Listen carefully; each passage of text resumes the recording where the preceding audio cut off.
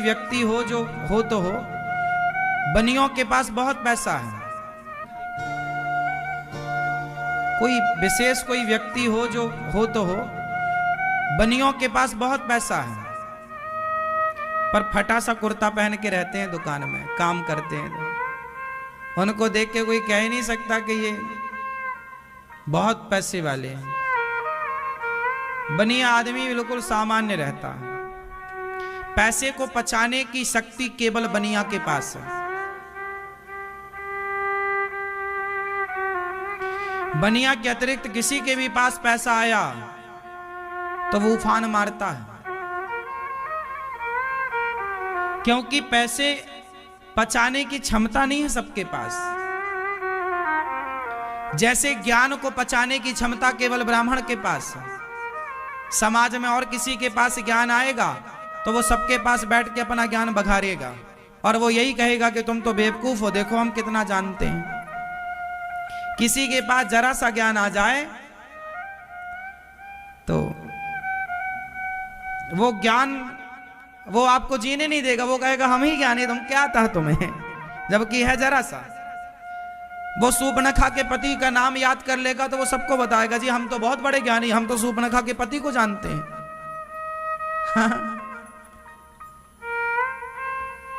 कुछ लोग होते हैं ना कि किसी किसी के बाप दादों का, उनके पिता का नाम क्या था, राम जी के पिता का नाम क्या, दशरथ जी के पिता का नाम क्या, उनके पिता का नाम क्या, तो उनको लगता देखो हम सब जानते हैं, हम बड़े ज्ञानी हैं। ब्राह्मण ज्ञान को पचा सकता है, क्षत्रिय बल को पचा सकता है, वैश्य पैसे को पचा सकता है,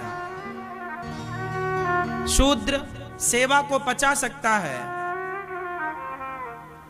ब्राह्मण के पास ज्यादा पैसा आ जाए तो वो पचा पाना बड़ा कठिन है उसको, क्योंकि ब्राह्मण ज्ञान पचा सकता है, पैसा नहीं। इसलिए पैसा जब आपके पास आए तो आपको सरल बनना है, सहज बनना है, दिखावे में नहीं उलझना। बनिया आदमी दिखावे में नहीं उलझता। उसके पास जितना चादर होती उतना विवेक से, बहुत दिमाग से काम करता है वो। इसलिए देखा आपने बनिया लोग अपना धन धान्य से संपन्न होते हैं, छोटी सी दुकान में भी वो खुश रहते हैं। क्यों? क्योंकि वो बहुत हिसाब किताब से चलने वाले लोग हैं, उनका फिजूल खर्चा नहीं होता। आपको भी चाहिए कि आप भी पैसे भगवान दें तो गंभीर बनो, सरल बनो। आम जब पेड़ में, आम में जब फल, आम के वृक्ष में जब आम के फल आ जाते हैं और जब फलों से भर जाता है आम का पेड़, तो वो झुक जाता है, डालियां उसकी। आंवले का पेड़ भी झुक जाता है, केले का पेड़ भी झुक जाता है। तो ईश्वर जितना आपको धन दें उतना आप झुकिए, उतने सरल बनिए, सहज बनिए। समाज को राम राम करना ना छोड़िए, समाज से मिलना जुलना ना छोड़िए। पैसा आ गया है साहब, ज्यादा गर्मी न रखिए। पैसा तो चंचल है, आज है कल रहेगा, इसकी गारंटी नहीं, पर हमारे आपके संबंध तो आज भी हैं कल भी रहेंगे। पैसों के चक्कर में संबंध नहीं बिगाड़ने चाहिए, रिश्ते नहीं बिगाड़ने चाहिए, हाँ या ना। और जिंदगी को रियल जीना चाहिए, दिखावे की जिंदगी ना हो।